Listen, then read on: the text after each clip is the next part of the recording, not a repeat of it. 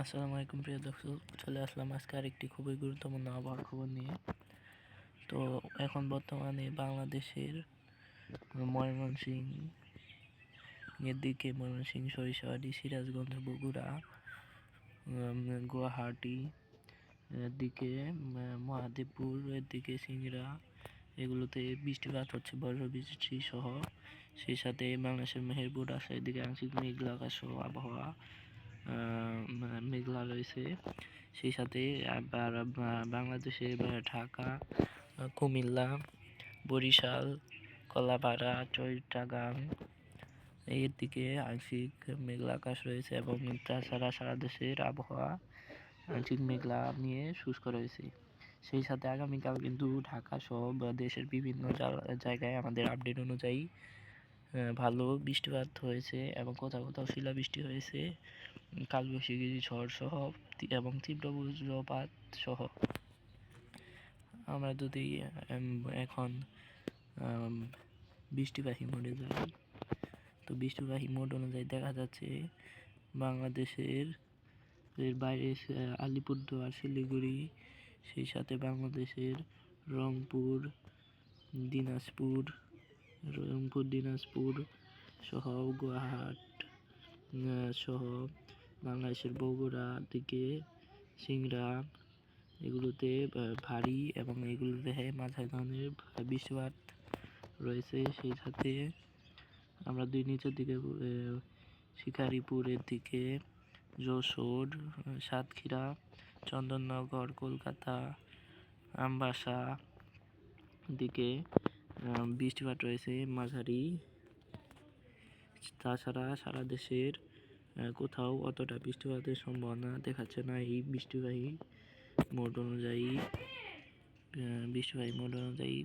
সেই সাথে ভারতের উড়িষ্যার দিকে মাঝারি থেকে ভারী ধরনের বৃষ্টিপাতের সম্ভাবনা রয়েছে।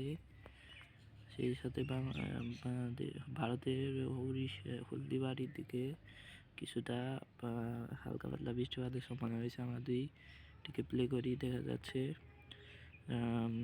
বাংলাদেশের ঢাকা এবং সিলেট হালকা থেকে মাঝারি ছিটেফোঁটা বৃষ্টিপাত হতে পারে। তার পরবর্তীতে আমরা যদি আগামীকাল 24 তারিখ চলে যাই, সোমবারে দেখা যাচ্ছে পুরো ফাঁকা, কোনো বৃষ্টিপাত নেই।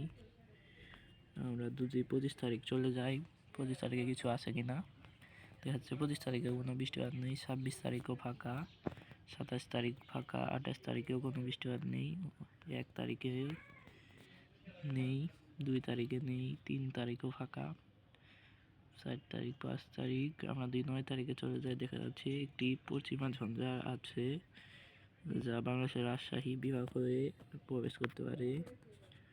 এবং আমরা যদি বায়ু ঝাপটা মোডে বঙ্গোপসাগরের দিকে খেয়াল করি, দেখা যাচ্ছে বঙ্গোপসাগরে কোনো ঘূর্ণিঝড় কিংবা নিম্নচাপ নেই,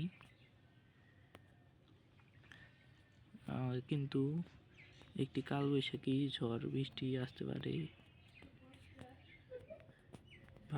ভারত দিয়ে আসতে পারে, যা 80 থেকে 90 কিলোমিটার গতিবেগ হতে পারে এই ঝড়ের।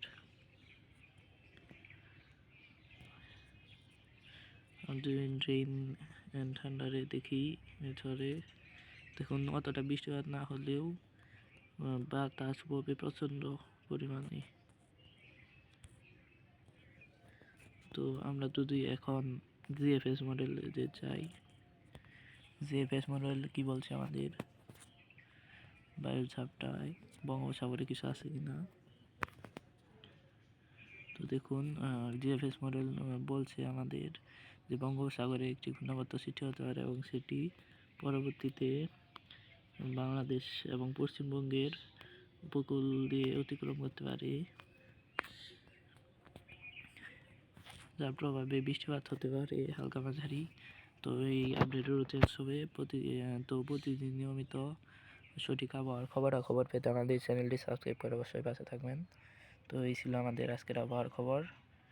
ধন্যবাদ।